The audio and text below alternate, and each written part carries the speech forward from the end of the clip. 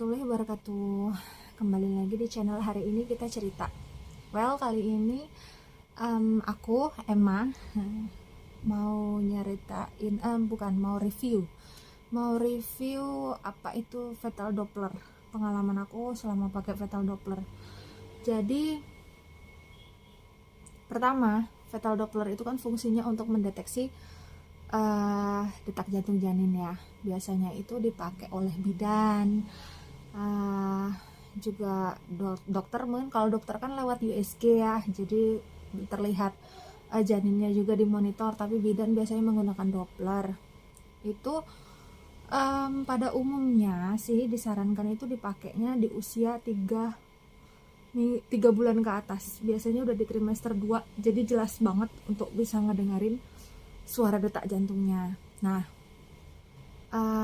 tapi semua tergantung kondisi ibu hamilnya juga. Kan perut itu kan ada yang tebal, ada yang tipis. Nah, kalau aku kebetulan tipis. Jadi ini fetal Doppler aku HIBB ya, tulisannya tuh HIBB. Ini pocket size Doppler saku yang dimaksud. Ini tuh aku belinya itu pesen temen apoteker, dia temenku yang punya apotek. Kenapa aku belinya itu di apotek, nggak beli lewat online? Jadi di online itu sebenarnya banyak banget yang murah, under 200k itu ada, di bawah 200.000, 200an ada, malah yang udah ada itu loh nominal detak jantungnya tuh berapa gitu loh, angkanya di berapa gitu. Kalau ini yang aku beli itu nggak ada. Sebenarnya aku salah, aku juga lupa ngomong sama dia kalau aku cari yang ada angkanya, tapi ternyata tuh nggak. Pas sudah sampai, udah terlanjur kebuka, udah terlanjur deal kebeli, ternyata nggak ada gitu. Nah, alasan aku juga kenapa nggak beli online itu, pertama yang aku cari mereknya itu ini made in Korea. Nggak tahu kenapa, aku percaya aja sama kualitas made in Korea. Aku belinya ini harganya 600-an. Aku lupa kalau nggak salah 600 atau 650. Dan ini ada garansinya. Pertimbangan aku untuk beli offline juga sama temen langsung, karena ketika ini ada rusak, otomatis aku bisa langsung komplain ke dia karena ada masa garansinya aku lupa ya berapa tahun ya. Kalau kita beli online kan, kalau tiba-tiba rusak gitu kan kayaknya mau komplain lagi susah ya. Misal kita udah pakai 6 bulan nih, kok rusak kayak nggak bisa dipakai kayak gitu kan, kita kalau mau komplain garansi kayaknya ribet ya, walaupun mungkin bisa. Ini aku buka ya. Jadi di dalam sini tuh apa aja isinya? Udah ada gelnya, gel ultrasound transmission gel. Ini 60 gram. Maaf ya, nih aku pakai kamera depan ya, jadi agak kebalik ya tulisannya ya. Ini, dan ini udah habis sih, udah habis. Terus udah habis ini transmission gelnya. Lah, dapat bungkus ini ya.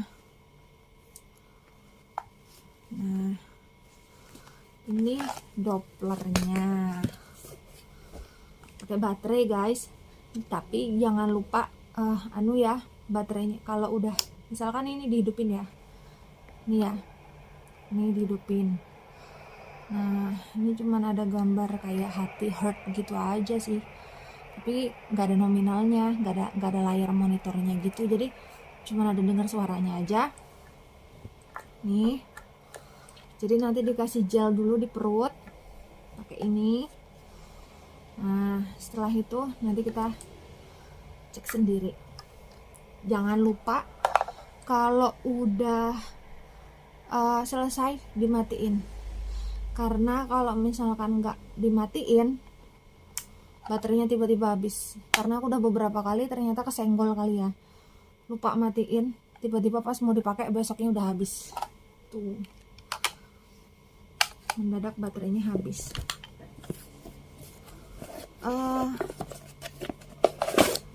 Ini kartu garansinya tuh, enggak ketulisannya sih dari Jakarta ya, tapi yang jelas kalau beli sama temenku dia deh yang ngurusin kalau ada kerusakan atau apa. Sel garansi ini ada bekasnya, belum aku isi. Jadi ada garansinya, jadi kalau mau setahun, udah ada tulisannya setahun, ini lebih dari setahun sih. Alhamdulillah nggak rusak, nggak kenapa-napa. Nah, kalau ini kan habis ya gelnya habis, aku beli ini mereknya One Med 250 ml ya. Ini cuma 25.000, segede gini. Aku beli sama temanku juga, apoteker tersebut gitu, aku pesen gitu. Ini cuma 250.000, belum habis, banyak banget guys. Kayaknya dokter-dokter juga pakai ini deh, kalau aku lihat tuh ada yang segede gini juga gitu. Nah, kembali lagi, kalau untuk urusan terdeteksi atau enggaknya usia berapa itu tergantung ketebalan perut kita. Kalau aku kurus ya, emang bodinya kurus, perutku tipis. Jadi alasan aku dulu nih, pertama kenapa sih aku beli Doppler ini nih, alasannya apa? Karena aku udah pernah posting ya kalau pengalaman aku janin tidak berkembang. Di situ aku kayak trauma banget. Terus tiba-tiba aja gitu aku punya ide, waktu di kehamilan yang kedua aku beli Doppler untuk tahu detak jantungnya tuh dia tuh ada apa enggak. Aku nggak pengen kecolongan, kalau emang nggak ada suaranya, nggak ada detak jantungnya, aku udah buru-buru pengen ke rumah sakit gitu. Mungkin aku setakut itu kehilangan ya. Ya walaupun kalau udah terjadi kan kita nggak bisa lawat, tapi setidaknya aku bisa antisipasi terlebih dahulu. Kalau misalkan detak jantungnya melemah gitu kan, misal gitu kan otomatis aku bisa langsung cek ke dokter, tanya ini kenapa kayak gitu. Mungkin ya kalau memang masih bisa tertolong ya alhamdulillah gitu kan. Nah, aku pakai Doppler ini waktu itu tahu hamil itu kan usianya 4 minggu ya.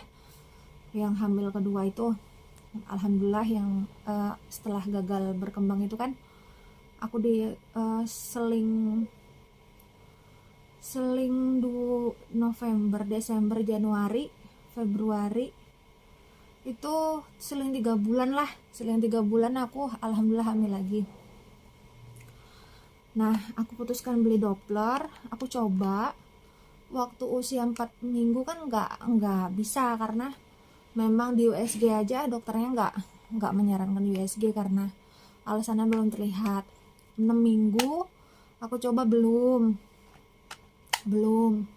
Kalau terus akhirnya itu di 8 minggu bisa terdeteksi. Nanti aku kasih itu ya, cuplikan video di trimester 1.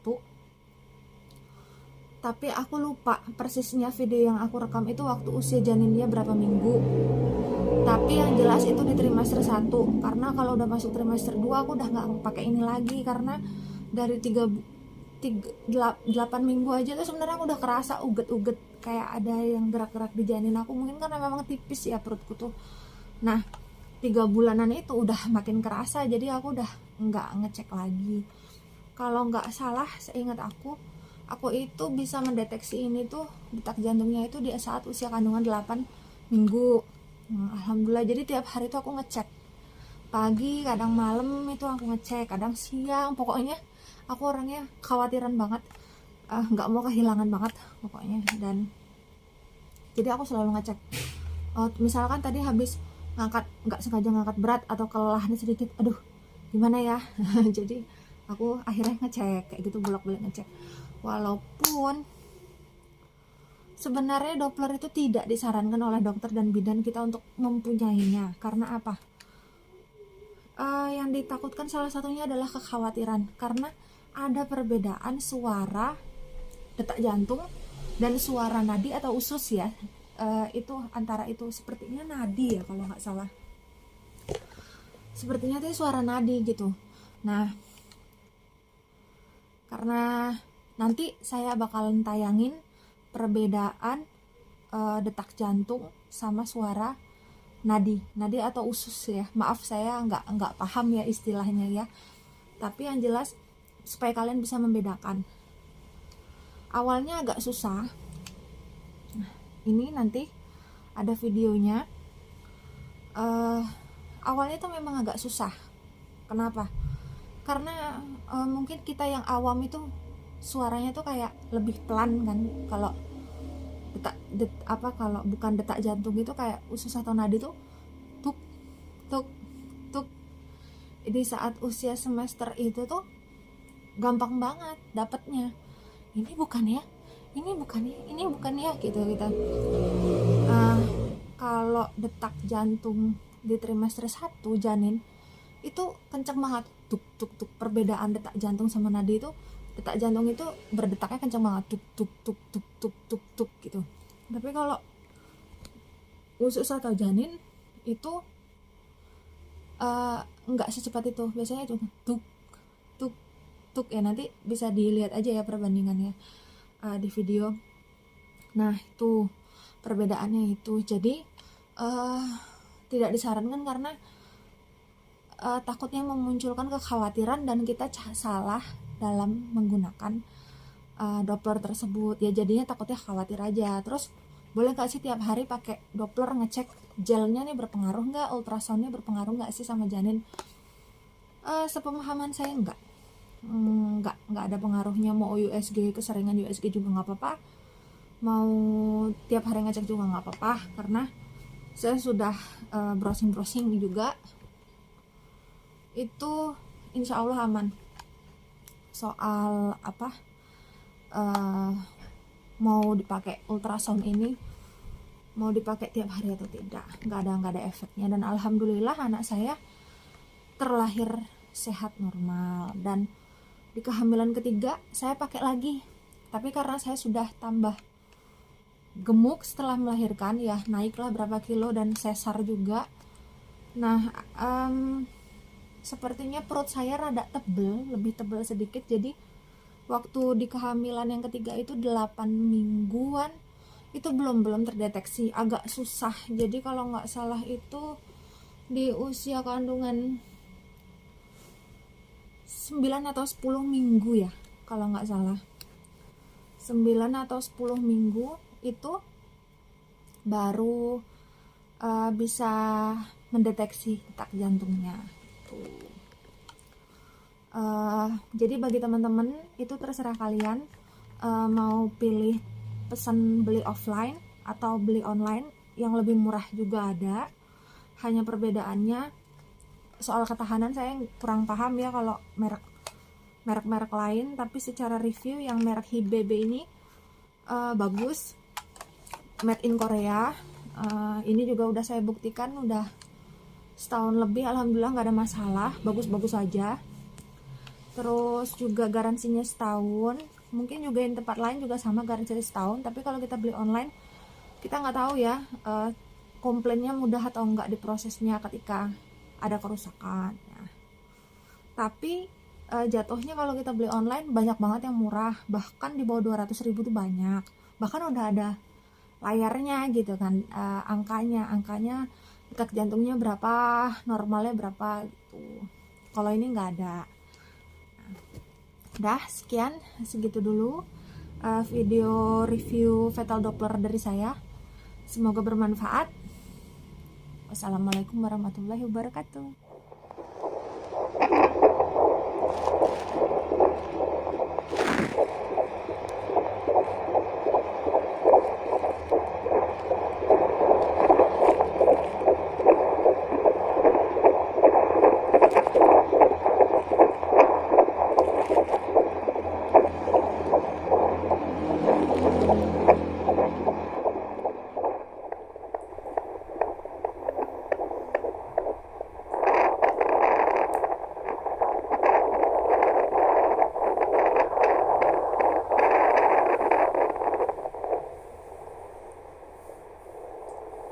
Kami datang